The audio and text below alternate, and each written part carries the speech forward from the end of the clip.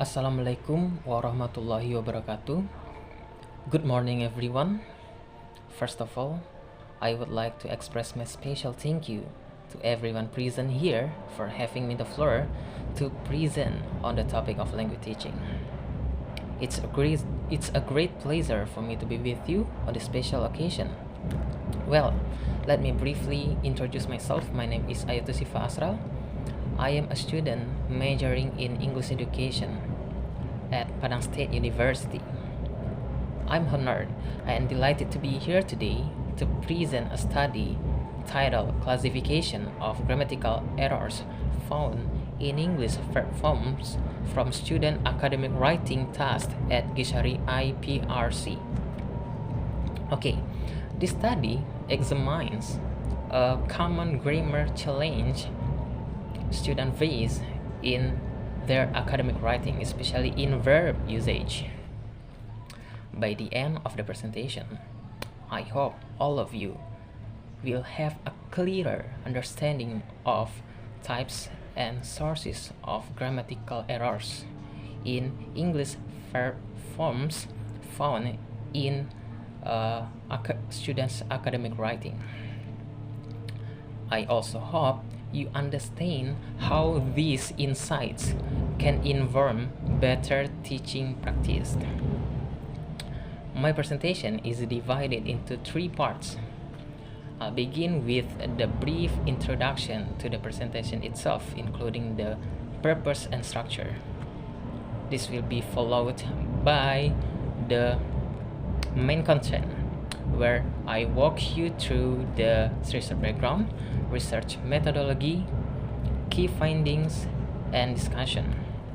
Finally, I will conclude with the conclusion, recommendation, and Q&A section.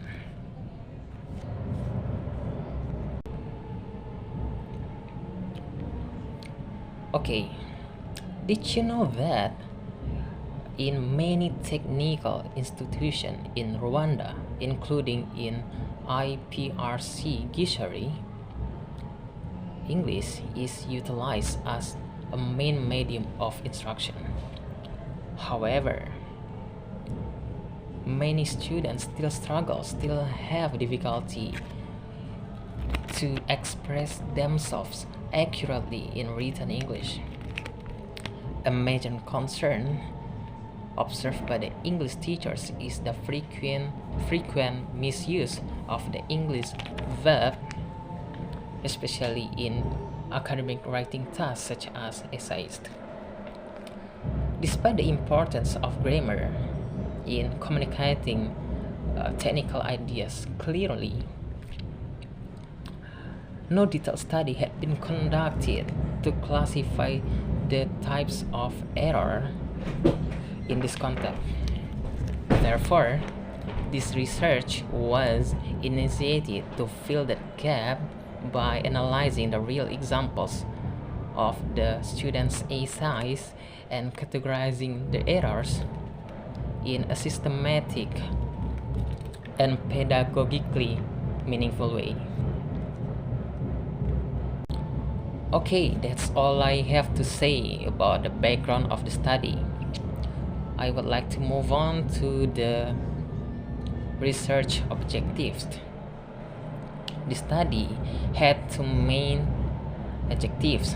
The first one is to identify and classify the grammatical errors in verb forms found in first-year engineering students in their academic writing.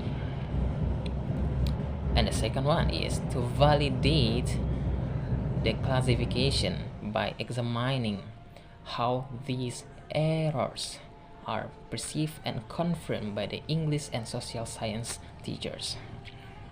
Through structured online questionnaires, the teacher offered insight based on their teaching experience, which allowed the researcher to cross-check and reinforce the reliability of their classification. Okay, so much for research objectives. Now let's turn to the research methodology. Okay, This research employed a mixed method approach using a concurrent triangulation.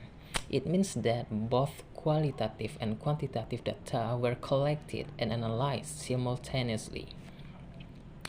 The participants consist of 133 first-year engineering students from departments such as civil engineering and communication technology who submit academic writing written in English. These essays serve as primary sources for identifying verb form errors. In parallel, 15 teachers are from English and Social Science department are asked to complete the structured online questionnaire through Google Form. This questionnaire include both closed and open-ended questions to gather insights into teachers' perception of grammatical errors committed by their students. For data analysis, this research used document analysis to examine the student essays and deductive thematic analysis for the teacher response, and the last one is descriptive statistic to quantify the frequency of the errors and identify the trends. Okay, we have looked at the research methodology, so let's move on to the types of verb forms analyzed. The analysis of this research focused on 5 core English verb forms. They are root verb or infinitive, third person singular or present, third person singular in present, present participle, simple past, and past participle. These forms are selected because they are not only frequently used in academic writing, but also they are known to be especially problematic in academic for EFL learners, especially for those with limited exposure to the formal grammar instruction. This verb form represent a range of grammatical function, from subject-verb agreement to the tense usage, and their misuse of tense affects clarity and sentence meaning. By targeting the 5 verb forms, the researchers was able to narrow the scope while addressing the most linguistically and pedagogically significant error types in student writing. Okay, so much for the types of verb form analyzed.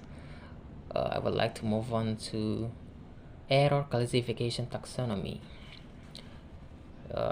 In the study, grammatical verb errors were categorized using the surface strategy taxonomy proposed by the Dulay, Burt, and Krashen in 1982.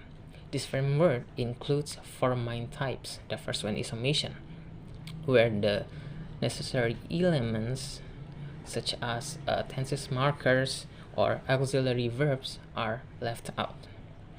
And the second one is addition, where the unnecessary elements are inserted.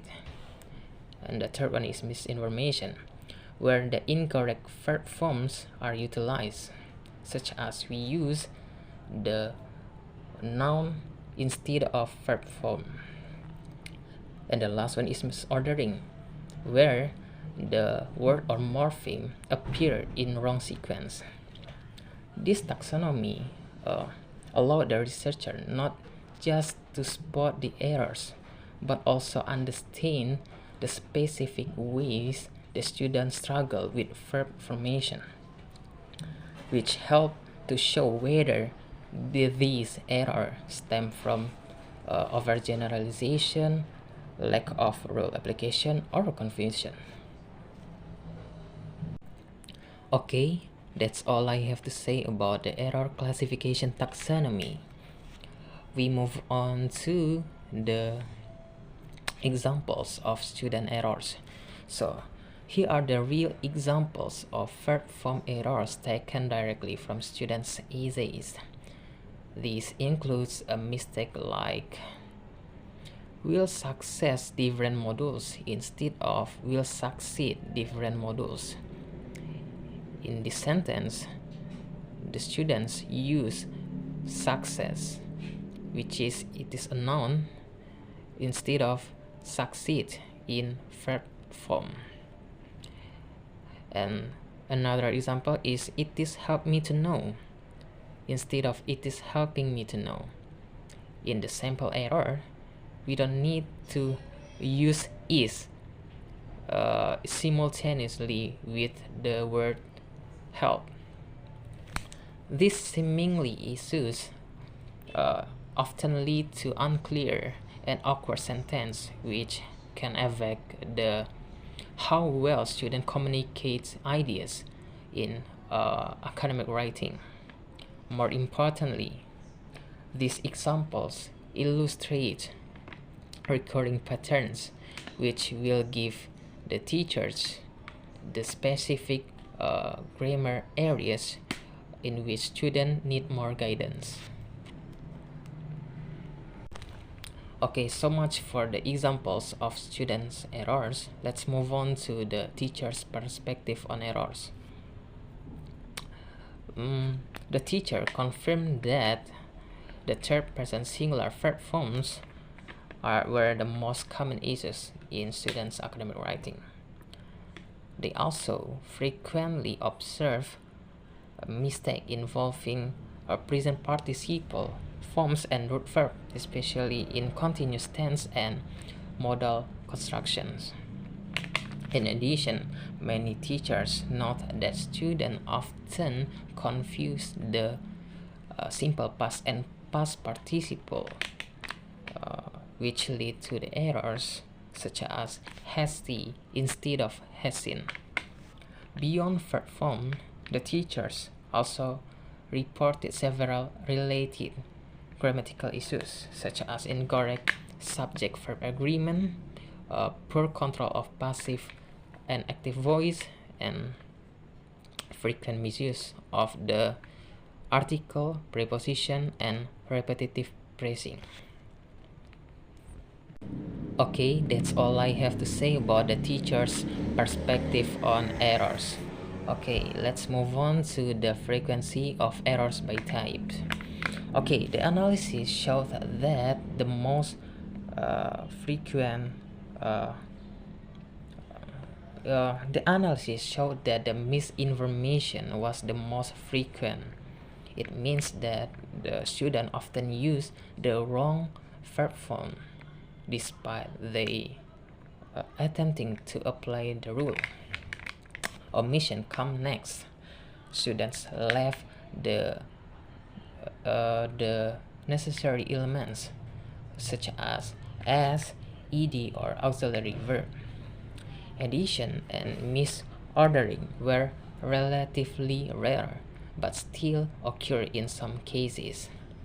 Overall, the high rate of misinformation and omission implies that the students are partially aware of grammatical rules, but their application is still inconsistent, possibly due to the limited exposure, overgeneralization, or instructional gap.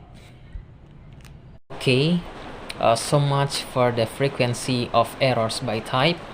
Let's move on to the discussion. Okay, the findings of this research were consistent with the previous research in EFL context, such as studies by Gayo Widodo in 2018 and Perez in 2021. The types of errors identified suggest that the students have partial knowledge but still lack of a full understanding of verb conjugation, tense, and agreement. These errors may be influenced by their first language interference, especially when they directly translate their mother tongue into English. Importantly, the teachers confirm the reliability of these error analysis. Their observation align with the verb errors found in students' essays. Overall, misinformation and omission emerge as the most frequent and disruptive error types. Okay, that's all I have to say about the discussion. Now let's move on to the conclusion. So in conclusion, the study revealed that the student frequently committed grammatical errors in verb form across all 5 forms analyzed. These errors were classified into 4 main types using the surface strategy taxonomy. Among them, misinformation is the most dominant. Although sometimes small in form, these errors can impact the clarity and professionalism in the student's academic writing. The study also suggests that improving the grammar instruction alone may not be enough. Instead, helping the students develop grammar through the speaking and writing together can lead more lasting improvement in writing accuracy and fluency. Okay, that's all I have to say about the conclusion. I would like to move on to the last part, recommendation. Okay, for the teachers, it's important for them to focus on the explicit grammar instruction of verb form using the real examples of students' writing in order to make the learning more relevant. Regular use written feedback and targeted writing exercise can help the student recognize and correct the common patterns of errors. For students, they need to engage in frequent writing practice and grammar drills in order to build the accuracy, and they also need to participate in English conversation in order to internalize the verb structures more naturally. And for the curriculum designers, they need to integrate the writing focused grammar modules in that reflects the kinds of errors seen in students' writing. And they also need to integrate the gamification or interactive tools in order to make the grammar practice more engaging and less intimidating. Okay, everyone, that brings me to the end of my presentation. Thank you for your attention. I hope this discussion can provide you a clear picture of how verb errors affect the students' academic writing and how we as educators or students respond to these challenges more effectively. Wassalamualaikum warahmatullahi wabarakatuh.